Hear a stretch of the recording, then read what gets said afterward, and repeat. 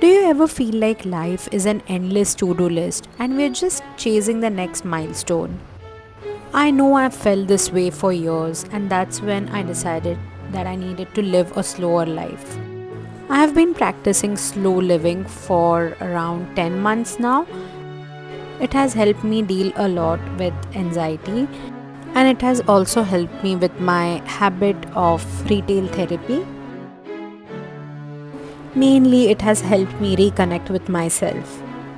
So, if you're interested in slow living but you just don't know where to start, this is a little guide I have made with all the things I've learned in the past 10 months. The first thing that helped me immensely was creating a morning ritual. I call it a ritual and not a routine because it is not really a checklist of things that I have to finish, but it is more like easing myself into the day. Slow living has taught me that I don't need to rush. My morning ritual is very simple. I start with a Sudoku puzzle, then I journal, and finally I plan my day.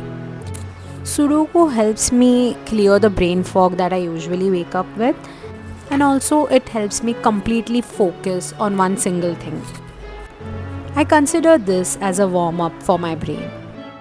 Then I journal for a few minutes. Journaling helps me check in with myself before I start responding to the rest of the world. And finally, I end my morning ritual with planning my day. I have a planner and I usually make a rough task list the night before, so I already have a blueprint for the day waiting for me. This is something I have designed for myself and it really helps me. But this exact ritual doesn't really matter. Your morning ritual could look completely different. Maybe it's reading a few pages of a book or going for a run. But I do think that it helps if it has three parts: something that calms your mind, something that helps you organize your day, and something that brings you joy. And if your mornings are busy, you don't need an hour long routine. Even 10 or 15 minutes can make a difference. The important thing is to protect that time. Treat it like a small promise to yourself before the rest of the day begins. Another thing I've learned is that you don't need to do anything drastic to start living a slower life. You don't need to quit your job, move to the mountains, or completely reinvent your life. Sometimes slow living starts with something much smaller. For me, it was making time every day to do something I genuinely enjoy. For me, that's making art, working on a creative project, or simply spending time with things that inspire me.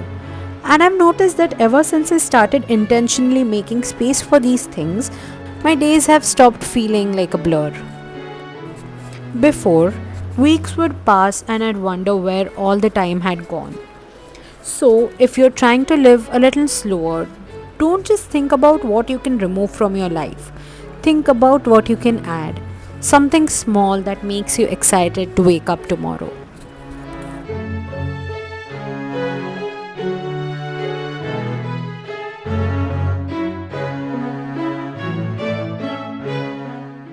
Reading has also been a huge part of my slow living journey.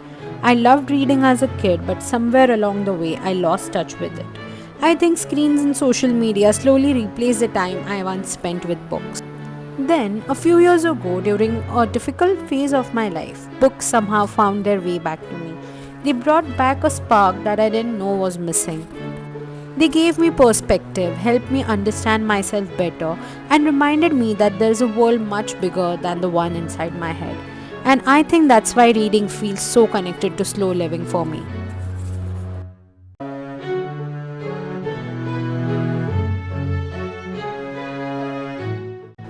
Another thing I've learned is that sometimes slow living is simply returning to the things you loved as a child. We spend so much of our lives trying to become someone that we often forget who we already are. And sometimes finding yourself is just going back to the person you were before the world told you who you needed to be. And that's why I love playing around with foam clay, coloring, watching Barbie movies, and whatnot because it helps me stay connected to who I was, and that's what helps me stay grounded in who I am now.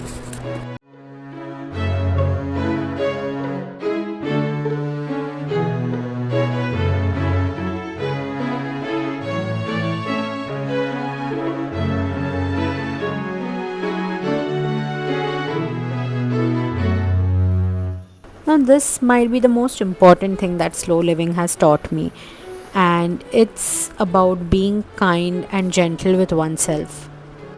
This realization came to me in a very random way. So, one evening, I was taking a shower and I noticed that I was just rushing. And it's not like I was late or I had somewhere to be, I was just rushing for no reason at all. And that made me wonder how many things I was hurrying through without even realizing it. And what for? Since then, I've been trying to be gentler with myself. And it's not just about rushing. I'm trying to be gentler in the way I brush my hair, in the way I move through my day, and also in the way I speak to myself. I have learned that the voice in my head matters. So even during difficult times, I try to speak to myself with kindness rather than criticism. Being gentle also means understanding what I genuinely enjoy and allowing myself to choose it. For me, that means wearing clothes that feel comfortable, surrounding myself with things I love, and letting go of the idea that I need to do things a certain way just because everyone else is doing them that way.